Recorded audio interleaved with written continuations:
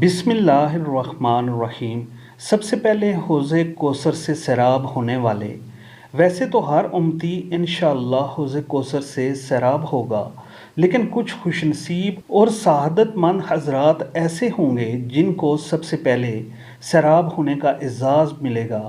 ان کی صفات بیان کرتے ہوئے حضرت صلی اللہ علیہ وآلہ وسلم نے ارشاد فرمایا، سب سے پہلے حوض کوثر پر آنے والے مہاجر فقراء حضرات ہوں گے جو دنیا میں پراگندہ بال والے اور میلے چلے کپڑے والے ہوں گے، جو ناز و نہام میں رہنے والی عورتوں سے نکاح نہیں کرتے اور گھر کے دروازے ان کے لیے کھولے نہیں جاتے ان کی دنیاوی بے سر و سامانی کی وجہ سے، یعنی ان کی بے کسی دیکھ کر کوئی ناز و نہم میں پلنے والی عورت ان سے نکاح کرنے پر تیار نہ ہوگی، اور اگر وہ کسی کے دروازے پر جائیں گے تو ان کے لیے لوگ دروازہ کھولنا بھی پسند نہ کریں گے۔